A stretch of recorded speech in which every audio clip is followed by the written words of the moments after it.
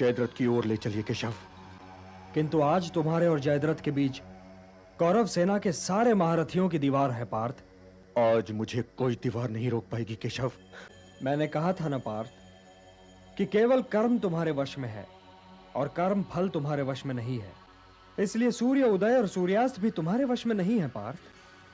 तुम भरतवंशियों को प्रतिज्ञाएं करने में इतनी रुचि क्यों है? पितामह प्रतिज्ञा में जकड़े हुए हैं, मजले भैया प्रतिज्ञाबद्ध हैं, और अब तुमने अपने आप को एक प्रतिज्ञा में बांध लिया। किंतु क्या उन्हें अभिमन्यु के साथ छल करना शोभा देता था केशव? एक बालक पर 7 महारथियों का आक्रमण करना युद्ध धर्म के विरुद्ध नहीं है? अपने इन प्रश्नों के उत्तर महादेव से मांगो पार्थ, क्योंकि कल जयद्रथ उनके वर का कवच पहने हुए था और उन्होंने सब कुछ जानते हुए सिंधु नरेश को यह वर दिया था। वे ईश्वर हैं पार्थ, और ईश्वर से कभी कोई कार्य अनजाने में नहीं होता। जयद्रथ का वध आवश्यक है, किंतु इसके लिए तुम्हें अपने हाथ प्रतिज्ञा की डोरी से बांधने की कोई आवश्यकता नहीं थी। अब तुम्हारी आंखें लक्ष्य से अधिक सूर्य पर होंगी। लक्ष्य को वाण नहीं बेधता पार्थ, लक्ष्य को बेधती हैं धनुर्धर की आंखें। और आज इस समय तुम्हारी आंखों में तुम्हारी शपथ की धूल है।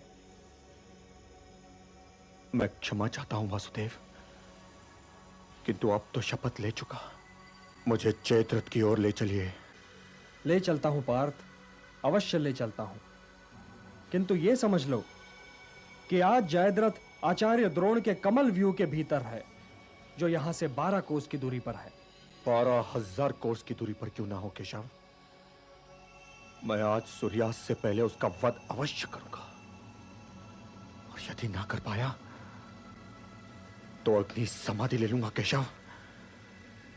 मुझे जयद्रथ की ओर ले चलिए केशव, मेरा रथ जयद्रथ की ओर ले चलिए, क्योंकि आज यदि सारी कौरव सेना उसकी सुरक्षा के लिए खड़ी है तो मेरे पास अधिक समय नहीं है केशव।